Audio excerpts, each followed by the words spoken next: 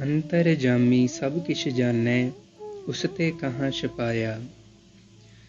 बाबा जी दा एक सेवक जिस दा नाम हरनाम ਸਿੰਘ ਸੀ ਅਤੇ ਜਿਸ ਦਾ ਪਿੰਡ ਫੂਸ ਮੰਡੀ ਸੀ, ਉੱਥੋਂ ਦੁੱਧ ਹਰ ਰੋਜ਼ ਲੈ ਕੇ ਆਇਆ ਕਰਦਾ ਸੀ। ਇੱਕ ਦਿਨ ਮਨ ਵਿੱਚ ਖਿਆਲ ਆਇਆ ਕਿ ਅੱਜ ਬਾਬਾ ਜੀ ਜਾਣ ਸਾਰ ਆਗਿਆ ਦੇ ਦੇਣ ਤਾਂ ਚੰਗਾ ਹੈ। ਜਿਸ ਵੇਲੇ ਦੁੱਧ ਲੈ ਕੇ ਬਾਬਾ ਜੀ ਦੇ ਡੇਰੇ ਵਿੱਚ ਆਇਆ, ਆਉਣ ਸਾਰ ਹੀ ਸੇਵਾਦਾਰ ਨੂੰ ਹੁਕਮ ਦਿੱਤਾ, ਇਸ ਨੂੰ 2 ਰੋਟੀਆਂ ਉੱਪਰ ਖੰਡ ਘਿਓ ਪਾ ਦਿਓ। ਦੁੱਧ ਲੈਣ ਸਾਰ ਹੀ 2 ਰੋਟੀਆਂ ਉੱਪਰ ਖੰਡ ਘਿਓ ਪਾ ਕੇ ਦਿੱਤੀਆਂ। ਹੁਕਮ ਦਿੱਤਾ, ਖਾਣ ਸਾਰ ਹੀ ਤੁਰ ਜਾ। ਉਹ ਵਾਪਸ ਚਲਾ ਗਿਆ।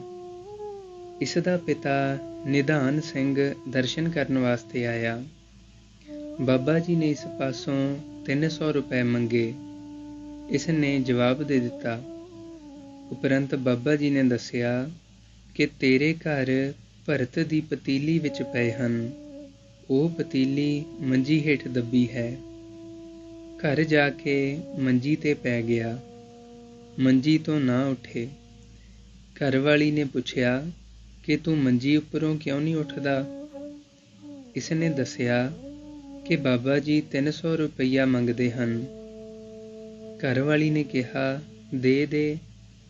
ਇਸ ਨੇ ਰੁਪਈਏ ਲਿਆ ਕੇ ਬਾਬਾ ਜੀ ਦੇ ਚਰਨਾਂ ਵਿੱਚ ਰੱਖ ਦਿੱਤੇ ਤੇ ਆਗਿਆ ਲੈ ਕੇ ਵਾਪਸ ਚਲਾ ਗਿਆ। ਕੁਝ ਸਮੇਂ ਬਾਅਦ ਇਸ ਦੇ ਦੋਹਤੀ ਹੋਈ। ਉਸ ਵੇਲੇ ਰੁਪਏ ਦੀ ਲੋੜ ਪਈ ਤੇ ਬੇਨਤੀ ਕਰਕੇ ਬਾਬਾ ਜੀ ਨੇ ਸਣੇ ਵਿਆਜ ਦੇਣ ਦਾ ਬਚਨ ਕੀਤਾ, ਪਰ ਇਹ ਨਾ ਲਵੇ। ਹਜ਼ੂਰ ਨੇ ਕਿਹਾ, ਇਹ ਤਾਂ ਲੈਣਾ ਪਵੇਗਾ। ਬਚਨ ਅਨੁਸਾਰ ਫਿਰ ਸਮੇਤ ਵਿਆਜ ਮੋੜੇ। ਇੱਕ ਮਾਈ ਜਿਸ ਦਾ ਨਾਮ ਦਾਨ ਕੌਰ ਸੀ, ਨੇ ਪੁੱਤਰ ਦੀ ਮੰਗ ਕੀਤੀ। ਹੁਕਮ ਕੀਤਾ ਕਿ ਨਾ ਲਾਓ, ਉਸ ਪੁੱਤਰ ਨੇ ਤੁਹਾਡੀ ਸੇਵਾ ਨਹੀਂ ਕਰਨੀ। ਮਾਈ ਦੇ ਦੁਬਾਰਾ ਕਹਿਣ ਤੇ ਪੁੱਤਰ ਹੋ ਗਿਆ, ਪਰ ਉਸਨੇ ਸੇਵਾ ਨਹੀਂ ਕੀਤੀ। ਵੱਡੇ ਝੰਡਾ ਸਿੰਘ ਸੇਮੇ ਵਾਲੇ ਨੂੰ ਇੱਕ ਵਾਰ ਬਚਨ ਹੋਇਆ ਕਿ ਤੈਨੂੰ ਅਸੀਂ ਨਥਾਣੇ ਤੋਂ ਇੱਥੇ ਲੈ ਆਂਦਾ। ਤੇਰਾ ਪਿਛਲਾ ਜਨਮ ਨਥਾਣੇ ਪਿੰਡ ਰਾਗੀਆਂ ਦੇ ਘਰ ਹੁੰਦਾ ਸੀ। ਤੇਰੀ ਉਸ ਵੇਲੇ 18 ਸਾਲ ਦੀ ਉਮਰ ਸੀ। ਇਹ ਬਚਨ ਸੁਣ ਕੇ ਹੈਰਾਨ ਜਿਹਾ ਹੋਇਆ। ਬਾਅਦ ਵਿੱਚ ਇਸ ਨੇ ਨਥਾਣੇ ਪਿੰਡ ਵੀ ਪਤਾ ਕੀਤਾ। ਉੱਥੇ ਜਾ ਕੇ ਜਦੋਂ ਸਾਰੀ ਗੱਲ ਪੁੱਛੀ ਤਾਂ ਸਹੀ ਪਾਈ। ਜਿਸ ਵੇਲੇ ਵਾਪਸ ਆਇਆ ਤਾਂ ਬਾਬਾ ਜੀ ਨੇ ਪੁੱਛਿਆ ਕਿ ਕਿਉਂ, ਹੁਣ ਸੱਚ ਸਾਹਮਣੇ ਆ ਗਿਆ। ਉਪਰੰਤ ਫਿਰ ਝੰਡਾ ਸਿੰਘ ਚਲਾ ਗਿਆ। ਇੱਕ ਵਾਰ ਇਹੋ ਭਾਈ ਝੰਡਾ ਸਿੰਘ, ਜਿਸ ਦਾ ਪੂਰਾ ਨਾਮ ਬਾਬਾ ਜੀ ਦੇ ਹੁਕਮ ਅਨੁਸਾਰ ਵੱਡਾ ਝੰਡਾ ਸਿੰਘ ਸੀ, ਕਿਸੇ ਗੱਲੋਂ ਆਪਣੇ ਪਿਤਾ ਨਾਲ ਨਾਰਾਜ਼ ਹੋ ਕੇ ਆਪਣੇ ਟੱਬਰ ਨੂੰ ਲੈਣ ਆ ਰਿਹਾ ਸੀ। ਰਸਤੇ ਵਿੱਚ ਬਾਬਾ ਜੀ ਕੋਲ ਠਹਿਰਿਆ। ਗਲ ਵਿੱਚ ਇਸ ਦੇ ਸੋਨੇ ਦਾ ਕੰਠਾ ਸੀ। ਬਾਬਾ ਜੀ ਕੋਲ ਆਏ ਤਾਂ ਬਾਬਾ ਜੀ ਨੇ ਇਸ ਨੂੰ ਜਲੇਬੀਆਂ ਖਾਣ ਲਈ ਦਿੱਤੀਆਂ ਤੇ ਗਲ ਵਾਲਾ ਕੰਠਾ ਆਪਣੇ ਕੋਲ ਰਖਵਾ ਲਿਆ। ਜੋ ਇਸ ਨੂੰ ਜਲੇਬੀਆਂ ਦਿੱਤੀਆਂ ਸਨ, ਉਹ ਇਸ ਨੇ ਸਾਰੀਆਂ ਨਾ ਖਾਧੀਆਂ ਤੇ ਬਾਬਾ ਜੀ ਤੋਂ ਛੁਪਾ ਕੇ ਪੱਗ ਦੇ ਲੜ ਬੰਨ੍ਹ ਲਈਆਂ ਤੇ ਰਾਤ ਨੂੰ ਇੱਥੇ ਹੀ ਸੌਂ ਗਿਆ। ਰਾਤ ਸਮੇਂ ਇਸ ਦੇ ਸਿਰਹਾਣੇ ਬਾਬਾ ਜੀ ਅਚਾਨਕ ਹੀ ਆ ਬੈਠੇ ਤੇ ਇਸ ਦੀ ਪੱਗ ਨੂੰ ਹੱਥ ਲਾ ਕੇ ਕਹਿੰਦੇ ਕਿ ਤੂੰ ਜਲੇਬੀਆਂ ਇੱਥੇ ਕਿਉਂ ਬੰਨ੍ਹੀਆਂ ਹਨ? ਤੈਨੂੰ ਖਾਣ ਵਾਸਤੇ ਦਿੱਤੀਆਂ ਸਨ। ਤਾਂ ਬੇਨਤੀ ਕੀਤੀ, ਜੀ ਭਰਾ ਵਾਸਤੇ ਰੱਖੀਆਂ ਹਨ। ਬਾਬਾ ਜੀ ਕਹਿਣ ਲੱਗੇ, ਜੀ ਠੀਕ ਹੈ, ਭਰਾ ਹੋਵੇ ਤਾਂ ਐਸਾ ਹੋਵੇ। ਭਰਾ ਬੜੀ ਚੰਗੀ ਚੀਜ਼ ਹੁੰਦੇ ਹਨ। ਇਸ ਤੋਂ ਬਾਅਦ ਸਵੇਰੇ ਬਾਬਾ ਜੀ ਨੂੰ ਬਿਨਾਂ ਦੱਸੇ ਸਹੁਰੇ ਘਰ ਚਲਾ ਗਿਆ, ਪਰ ਅੱਗੋਂ ਇਸ ਦੇ ਸਹੁਰੇ ਨੇ ਇਸ ਦੀ ਘਰਵਾਲੀ ਨੂੰ ਨਾ ਤੋਰਿਆ।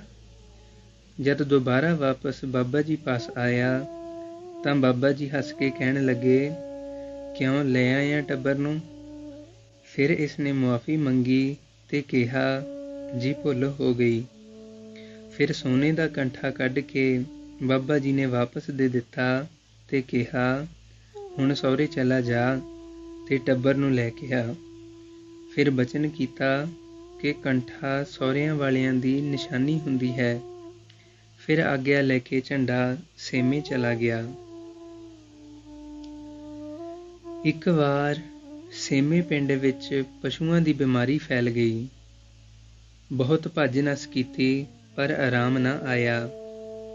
ਜਿਸ ਵੇਲੇ ਪੁੱਚੋ ਆਏ ਤਾਂ ਬਚਨ ਕੀਤਾ, ਜਾ ਏ ਸਾਰੇ ਪਾਸੇ। ਫਿਰ 8 ਦਿਨ ਪਹਿਰੇ ਪੈਣ ਦਾ ਹੁਕਮ ਹੋਇਆ ਤੇ ਗੁਰਦਿੱਤ ਸਿੰਘ ਨੂੰ ਰੂਮੀ ਸਾਹਿਬ ਜੰਡ ਹੇਠਾਂ ਪੈਣ ਦਾ ਹੁਕਮ ਹੋਇਆ। ਇੱਕ ਨੂੰ ਮੱਟ ਕੋਲ 2 ਟਿੱਲੇ ਤੇ। ਜਦੋਂ ਇਹ ਗੁਰਦਿੱਤ ਸਿੰਘ ਕੋਲ ਪਿੰਡ ਗਏ ਤਾਂ ਉਸਨੇ ਕਿਹਾ ਕਿ ਮੈਂ ਉਹਨਾਂ ਕੋਲ ਨਹੀਂ ਜਾਣਾ, ਮੈਂ ਨਾਰਾਜ਼ ਹਾਂ। ਉਸ ਨੂੰ ਇਹ ਗੱਲ ਬਾਬਾ ਜੀ ਨੇ ਦੱਸੀ ਸੀ ਕਿ ਤੂੰ ਇਹਨਾਂ ਦੇ ਆਖੇ ਨਾ ਲੱਗੀ। ਤਾਂ ਉਸਨੇ ਜਵਾਬ ਦੇ ਦਿੱਤਾ। ਪਰ ਜਦੋਂ ਬਾਬਾ ਜੀ ਦਾ ਦੁਬਾਰਾ ਨਾਂ ਲੈ ਕੇ ਵੇਰਵਾ ਪਾਇਆ ਤਾਂ ਗੁਰਦਿੱਤ ਸਿੰਘ ਮੰਨ ਕੇ ਪਹਿਰੇ ਬੈਠ ਗਿਆ। ਉਸ ਤੋਂ ਬਾਅਦ ਪਸ਼ੂਆਂ ਨੂੰ ਆਰਾਮ ਆ ਗਿਆ। ਕਬੀਰ ਸਾਚਾ ਸਤਿਗੁਰ ਕਿਆ ਕਰੈ, ਜਾਉ ਸਿੱਖਾਂ ਮਹਿ ਚੂਕ। ਕਿਸੇ ਸਮੇਂ ਕੋਈ ਕਰਮ ਕਰ ਲੈਂਦਾ ਹੈ। ਕਰਮ ਕਰਨ ਸਮੇਂ ਉਸ ਦੇ ਫਲ ਦਾ ਗਿਆਨ ਨਹੀਂ ਹੁੰਦਾ। ਜਿਸ ਵਕਤ ਉਸ ਦਾ ਫਲ ਦੁੱਖ ਦੇ ਰੂਪ ਵਿੱਚ ਪ੍ਰਗਟ ਹੁੰਦਾ ਹੈ ਤਾਂ ਫਿਰ ਪਛਚਾਤਾਪ ਕਰਨ ਤੇ ਮਹਾਂਪੁਰਖਾਂ ਦੀ ਸੰਗਤ ਵਿੱਚ ਉਹੀ ਕਰਮ ਕਿਸੇ ਨਾ ਕਿਸੇ ਰੂਪ ਵਿੱਚ ਸਾਹਮਣੇ ਆ ਜਾਂਦਾ ਹੈ। ਇੱਕ ਸਹੀਏ ਵਾਲੇ ਦਾ ਸਿੰਘ ਸੰਤਾ ਸਿੰਘ ਨਾਮ ਦਾ ਸੀ। ਉਸਨੇ ਆਪਣੀ ਦੋਹਤੀ ਕੋਲ ਰੱਖ ਕੇ ਪਾਲੀ ਤੇ ਫਿਰ ਆਪ ਹੀ ਤੁੰਗਵਾਲੀ ਨਗਰ ਵਿੱਚ ਵਿਆਹ ਦਿੱਤੀ। ਉਸਦੇ ਘਰ ਕੋਈ ਬੱਚੀ ਬੱਚਾ ਨਹੀਂ ਹੋਇਆ। ਸੰਤਾ ਸਿੰਘ ਬਾਬਾ ਜੀ ਦੇ ਘਰ ਦਾ ਸੇਵਕ ਸੀ। ਇਸਨੇ ਬਾਬਾ ਜੀ ਕੋਲ ਬੇਨਤੀ ਕੀਤੀ ਕਿ ਮਹਾਰਾਜ, ਮੇਰੀ ਦੋਹਤੀ ਤੁੰਗਵਾਲੀ ਵਿਆਹੀ ਹੋਈ ਹੈ ਅਤੇ ਵਿਆਹ ਹੋਏ ਨੂੰ ਬਹੁਤ ਚਿਰ ਹੋ ਗਿਆ। ਉਸਦੇ ਘਰ ਕੋਈ ਬੱਚੀ ਬੱਚਾ ਨਹੀਂ ਹੋਇਆ।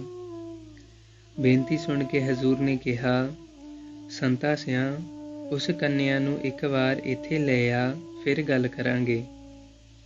ਉਪਰੰਤ ਸੰਤਾ ਸਿੰਘ ਨੇ 2-4 ਵਾਰ ਮਿਲ ਕੇ ਲੈ ਆਉਣ ਦੀ ਕੋਸ਼ਿਸ਼ ਕੀਤੀ। ਉਸ ਲੜਕੀ ਦੀ ਜਠਾਣੀ ਜਿਸ ਦਾ ਘਰ ਵਿੱਚ ਅਖਤਿਆਰ ਸੀ, ਉਹ ਕੋਈ ਨਾ ਕੋਈ ਬਹਾਨਾ ਕਰਕੇ ਆਉਣ ਨਾ ਦੇਵੇ, ਹਰ ਵਾਰ ਟਾਲ ਦੇਵੇ। ਉਪਰੰਤ ਸੰਤਾ ਸਿੰਘ ਨੇ ਬਾਬਾ ਜੀ ਪਾਸ ਬੇਨਤੀ ਕੀਤੀ ਤਾਂ ਅੱਗੋਂ ਹਜ਼ੂਰ ਨੇ ਬਚਨ ਕੀਤਾ, ਸੰਤਾ ਸਿਆਂ, ਉਸ ਦੀ ਜਠਾਣੀ ਦੀ ਹੀ ਸਾਰੀ ਰੋਕ ਹੈ। ਜੇ ਲੜਕੀ ਆ ਜਾਏ ਤਾਂ ਚੰਗਾ ਹੈ, ਨਹੀਂ ਤਾਂ ਉਸ ਦੀ ਜਠਾਣੀ ਵੀ ਐਵੇਂ ਹੀ ਜਾਏਗੀ। ਫਿਰ ਪੁੱਛਿਆ, ਇਸ ਲੜਕੀ ਦੇ ਪੇਕੇ ਕਿਹੜੇ ਪਿੰਡ ਹਨ? ਤਾਂ ਸੰਤਾ ਸਿੰਘ ਨੇ ਬੇਨਤੀ ਕੀਤੀ, ਜੀ ਗੁਰੂ ਕੇ ਕੋਠੇ ਹਨ। ਬਚਨ ਕੀਤਾ, ਗੁਰੂ ਕੇ ਕੋਠੇ ਤਾਂ ਅਸੀਂ ਵੀ ਰਹੇ ਹਾਂ ਤੇ ਸਹੀਏ ਵਾਲੇ ਵੀ। ਤੂੰ ਕਿਵੇਂ ਨਾ ਕਿਵੇਂ ਲੜਕੀ ਨੂੰ ਇੱਥੇ ਇੱਕ ਵਾਰ ਲੈ ਆ। ਪਰ ਜਠਾਣੀ ਨੇ ਨਹੀਂ ਆਉਣ ਦਿੱਤੀ। ਪਰ ਬੱਚਾ ਉਸ ਦੀ ਜਠਾਣੀ ਦੇ ਵੀ ਕੋਈ ਨਾ ਹੋਇਆ। ਇੱਕ ਸਿੰਘ ਹਰ ਰਾਏਪੁਰ ਪਿੰਡ ਤੋਂ ਦੁੱਧ ਲੈ ਕੇ ਆਇਆ ਸੀ ਕਿਸੇ ਦੇ ਘਰੋਂ। ਜਦੋਂ ਉਹ ਆਪਣੇ ਘਰ ਗਿਆ ਤਾਂ ਉਸ ਦੀ ਮੱਝ ਮਿਲਣੋਂ ਹਟ ਗਈ। ਉਸਨੇ ਆ ਕੇ ਮੱਝ ਬਾਰੇ ਬੇਨਤੀ ਕੀਤੀ ਕਿ ਮਹਾਰਾਜ, ਮੇਰੀ ਮੱਝ ਨਹੀਂ ਮਿਲਦੀ। ਅੱਗੋਂ ਬਾਬਾ ਜੀ ਨੇ ਉਸ ਨੂੰ ਆਪਣੇ ਕੋਲੋਂ 8 ਆਨੇ ਦੇ ਕੇ ਬਚਨ ਕੀਤਾ ਕਿ ਇਹ 8 ਆਨੇ ਉਸ ਨੂੰ ਦੇ ਜਿਸ ਦੇ ਘਰੋਂ ਤੂੰ ਦੁੱਧ ਲੈ ਕੇ ਆਇਆ ਸੀ, ਤੇਰੀ ਮੱਝ ਮਿਲ ਪਵੇਗੀ। ਉਸ ਦੇ ਇਸ ਤਰ੍ਹਾਂ ਕਰਨ ਨਾਲ ਉਸ ਦੀ ਮੱਝ ਠੀਕ ਹੋ ਗਈ।